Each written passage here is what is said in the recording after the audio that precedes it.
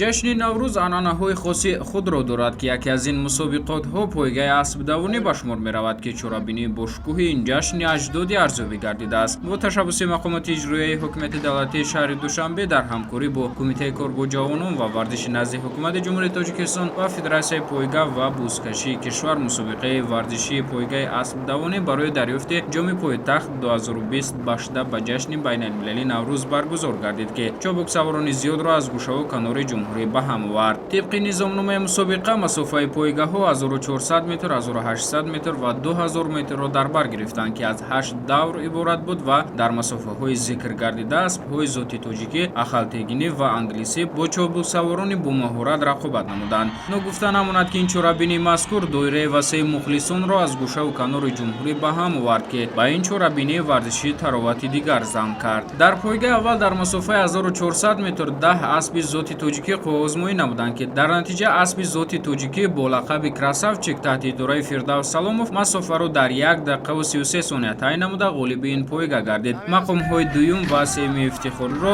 асп бо лақаби Бомдод таҳти идораи Далер Сафаров ва асп бо лақаби Звезда таҳти идораи Раҳматшоҳ Бегиҷонзода ба даст оварданд. Дар пойгаи дуюм ба масофаи 1400 метр низ 10 аспи зоти тоҷикӣ қувваозмоӣ намуданд. Дар натиҷа асп бо лақаби Пули аз ноҳияи Файзобод таҳти идораи Абдулқосим Раҳмонов масофаро дар 1 дақиқаву 43 сония тай намуда мақоми аввалро ба даст овард. Аспҳо бо лақаби Закот ва Гумбаз чанд сония дертар ба марра расида ҷойҳои дуюм ва сеюми ифтихориро моли худ намуданд.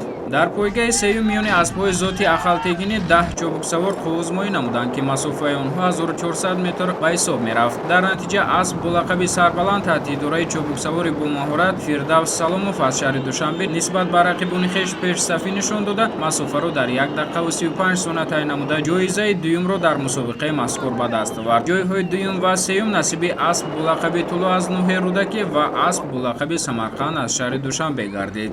Дар пойгаи чорум ба масофаи 1400 метр миёни аспҳои омехтаи тоҷикӣ 6 чобуксавор нерӯсанҷӣ карданд, ки дар натиҷа асп бо лақаби Тархун таҳти идораи Фирдавс Саломов масофаи муайяншударо дар 1 дақиқаву 43 сония тай намуда соҳиби ҷоизаи сеюм дар мусобиқаи мазкур гардид. Ду ҷои дигари ифтихориро бошад асп бо лақаби Виол аз шаҳри Душанбе ва асп бо лақаби Лал марбути номи хеш сохтанд. Дар пойгаи панҷум ба масофаи 1800 метр миёни аспҳои зоти тоҷикии 3 сола 10 чобуксавор иштирок намуданд. Дар натиҷа масофаи муайяншударо аввалин шуда асп бо лақаби Радан аз шаҳри Душанбе таҳти идораи Далер Сафаров дар 2 дақиқаву 7 сония тай намуда мақоми аввалро ба даст овард. Асп бо лақаби Разгрум ва Багдад 2 сония дертар нисбат ба ғолиби ҷои аввал масофаро тай намуда зинаҳои дуюм ва сеюми ифтихориро ба даст оварданд. Дар оқибат миёни аспҳои зоти тоҷикии 4 сола ба масофаи 2000 метри пойгаи шашум бошад 7 чобуксавор миёни ҳам рақобат карданд. Дар натиҷа асп бо лақаби Талисман таҳти идораи Шорух Ятимов аз шаҳри Душанбе масофаи муайяншударо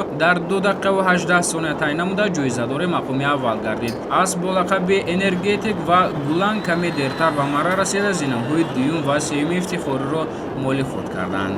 Дар рақобат миёни аспҳои зоти англисӣ ба масофаи 2000 метр дар пойгаи ҳафтум 10 чобуксавор нерӯсанҷӣ карданд, ки дар натиҷа пойгаи мазкурро асп бо лақаби Шерхандард таҳти идораи Манучеҳр Асомиддинзода аз шаҳри Душанбе дар 2 дақиқаву 3 сония тай намуда ғолиби ҷои аввал дар пойгаи мазкур гардид. Асп бо лақаби Паймон ва Ватан чанд сония дертар ба марра расида зинаҳои дуюм ва сеюми ифтихориро соҳиб гардиданд. Дар пойгаи охир ба масофаи 1400 метр миёни аспҳои зоти тоҷикии 2 сола 11 чобуксавор нерӯсанҷӣ карданд, ки дар натиҷа асп бо лақаби аввала таҳти идораи Анушервон Сатторов аз ноҳияи Ховалинг масофаи муайяншударо дар 1 дақиқаву 40 сония тай намуда мақоми аввали ифтихориро ба даст овард. Асп бо лақаби Абобил аз ноҳияи Ховалинг ва асп бо лақаби Тилло аз ноҳияи Фархор ҷойҳои дуюм ва сеюмро ба даст оварданд. Пас аз пойгаи чобуксаворон ғолибони зинаҳои аввал, дуюм ва сеюми ифтихорӣ дар вазъияти тантанавӣ бо медалу диплом ва мукофотҳои пулии Кумитаи тадорукот мақомоти иҷроияи ҳокимияти давлатии шаҳри Душанбе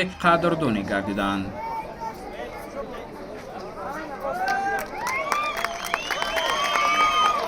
дар ин мусобиқаи мазкур 74 сар аспҳои зоти тоҷикӣ, англисӣ, ахалтекинӣ ва зотҳои омехта дар масофаҳои муайян гардида байни ҳам рақобат намуданд ва ногуфта намонад, ки ҳадафи баргузории ин чорабинии мазкур пеш аз ҳама бори дигар нишон додани анамин намудҳои миллии варзишӣ ва махсусан معرفی نمودن ذات اسب‌های مخصوصا تاجیکی به حساب می‌رود. این مسابقه بهترین بود از سبب که مسابقه که سال گذشته شده بود ما در مسابقه تئوری هم ندیده بودیم کم تر غمگین بودیم حسابه که این سال تئوری رو سخت کردیم خیلی بردباری است کسی مهنت میکنه راحت هم میبینه مهنت کردیم آنها 3 بار نمودم 1 تا دوم 2 تا یکم